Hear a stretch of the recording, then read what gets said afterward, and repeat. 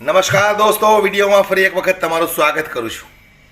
જે રીતે ક્ષત્રિય સમાજની અંદર જે રોષ ફાટી નીકળ્યો હતો પરસોત્તમ રૂપાલાને લઈને, આજે લગભગ એના 41 દિવસ જેવું થઈ ગયું, છતાં પણ હજુ કોઈ નિર્ણય આવ્યો નથી।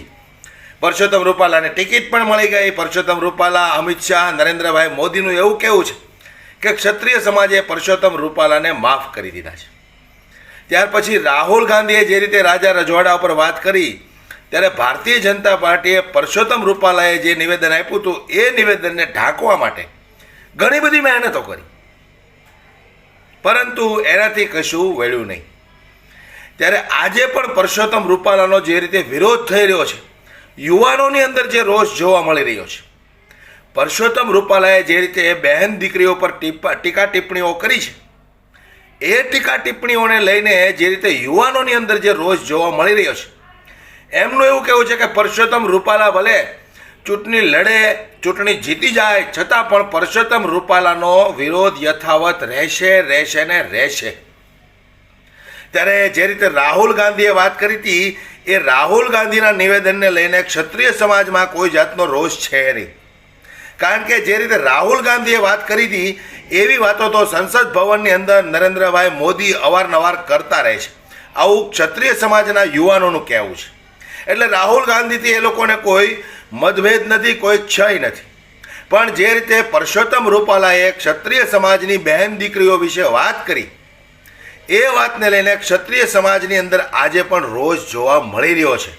ત્યારે આ યુવાનોએ જે રીતે પરસોત્તમ રૂપાલાનો સાથે સાથે દેશના પ્રાઇમ મિનિસ્ટરનો વિરોધ જે કર્યો છે, એ વિડીયોની ઉપર એક નજર નાખીએ, ત્યાર પછી આપણે વાત જે કરવી છે એ વાત સાંભળવા માટે દોસ્તો વિડીયોમાં છેલ્લે સુધી જોડાયેલા રહેજો।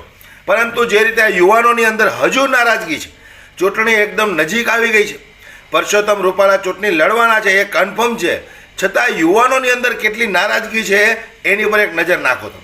પરસોત્તમ રૂપાલાના વિવાદિત નિવેદનનો મુદ્દો શાંત પડવાનું નામ નથી લઈ રહ્યો।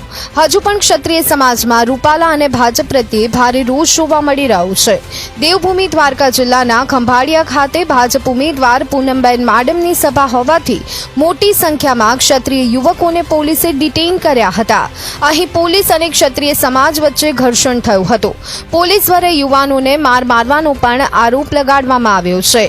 આ ઉપરાંત કોઈપણ જાતના વિરોધ કર્યા વગર ફક્ત નામ પૂછી પોલીસ ધરપકડ કરતી હોવાનો આરોપ લગાડવામાં આવી રહ્યો છે। પહેલી વસ્તુ તો એ છે, મારી દ્રષ્ટિએ રાહુલ ગાંધીનું નિવેદન અને રૂપાલાના નિવેદનમાં હાથી ઘોડાનો ફેર છે। રાહુલ ગાંધીનું નિવેદન જો તમે શાંતિથી સાંભળ્યું હોય તો એની અંદર એણે એક જમાનામાં જમીન અધિગ્રહણને લગતા મુદ્દાને પરિપ્રેક્ષ્યમાં રાખી અને શાસન તંત્રની આલોચના કરી છે। ભારતીય જનતા પાર્ટીએ જે જમીન અધિગ્રહણનો કાળો કાયદો લાવી હતી, એને એ ટાઈપના જે કાયદાઓ જે છે એના વિરોધમાં એને શાસન તંત્રની આલોચના કરી। શાસન તંત્રની આલોચના કરવી એ એક વ્યક્તિગત અભિવ્યક્તિનો અધિકાર છે, અને વર્ષોથી રાજાશાહીની અંદર પણ રાજા રજવાડાના શાસન તંત્રની આલોચના થતી જ હતી, અને આલોચના તો થતી હતી પણ સામે બારોટા પણ ખેલાતા। જોગીદાસ ખુમાણીનું સૌથી મોટું ઉદાહરણ છે કે રાજા રજવાડાના કોઈ પણ જે શાસન તંત્રની અંદર કોઈ પણ ક્ષતિ રહી ગઈ હોય તો એના વિરોધમાં કોઈ વ્યક્તિ ઉતરે તો આલોચના કરે તો એનો ક્ષત્રિય સમાજ ક્યારે વિરોધ? ક્ષત્રિય સમાજને અબૂત સમજવાનું બધાએ બંધ કરી દેવું જોઈએ, ખાસ કરીને ભારતીય જનતા પાર્ટીએ। ક્ષત્રિય સમાજ જે છે એ અત્યારે જે લડાઈ લડવા નીકળ્યો છે એ નારી અસ્મિતાની લડાઈ માટે નીકળ્યો। એમણે રોટી બેટીના વિશે વાત કરી હતી। રોટી બેટીના વિરોધમાં અમે અમારું આંદોલન ચલાવી રહ્યા છીએ। તમે અમિત શાહના નિવેદનો જોઈ લો, નરેન્દ્ર મોદી સાહેબના નિવેદન જોઈ લો સંસદની અંદર, એમને રાજા રજવાડા વિશે ઘણી બધી વખત નિવેદનો કર્યા। તો જ્યારે પણ રાજા રજવાડા વિશે કોઈ નિવેદન કરે તો અમે રોડ પર ઉતરી જશું એવી અભૂત કોમ અમે નથી। અમે તો સોચી સમજીને વિચારીને અને ભારતની નારી અસ્મિતાને ઝંડો બનાવીને અમે આજે લડાઈ કરવા માટે નીકળ્યા છીએ। પરસોત્તમ રૂપાલાએ કીધું કે રોટી બેટીની અંગ્રેજો સાથેનો વ્યવહાર છે ઉપજાવી કાઢેલી વાત, જરા ઇતિહાસમાં એનો કોઈ રેફરન્સ નથી। એ વાતને ઉછાળીને મુદ્દો બનાવી અને ક્ષત્રિય સમાજને બદનામ કરીને નીચું દેખાડવાનું કામ કર્યું, એના વિરુદ્ધમાં અમારી લડાઈ છે। રાહુલ ગાંધીની જે નિવેદન છે એ શાસન તંત્રની આલોચના છે। તો લોકશાહીની અંદર શાસન તંત્રની આલોચના થતી રહેવી જોઈએ, કે ભારતીય જનતા પાર્ટીને બિલકુલ પસંદ નથી।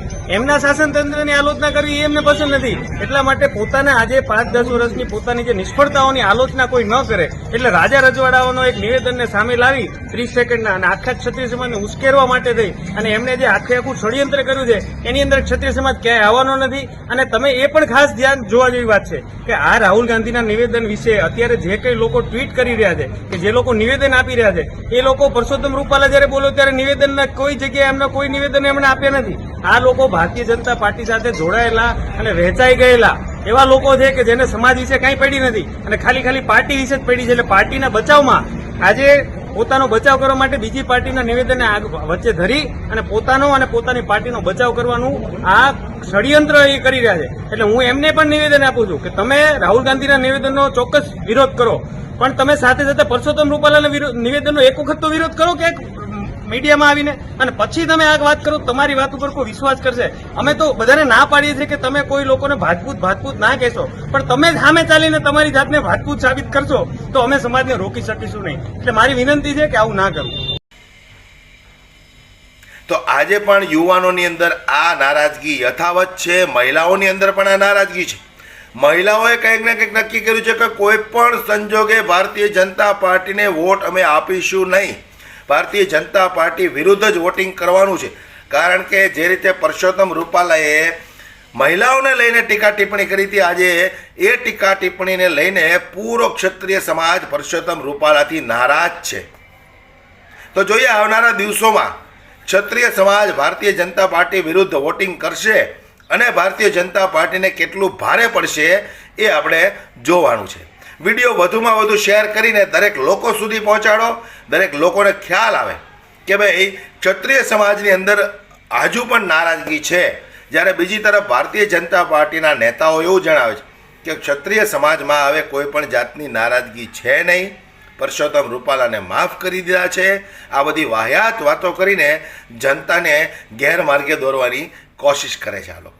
વિડીયો વધુમાં વધુ શેર કરજો, દરેક લોકો સુધી પહોંચે, દરેક લોકોને ખ્યાલ આવે. જય હિન્દ.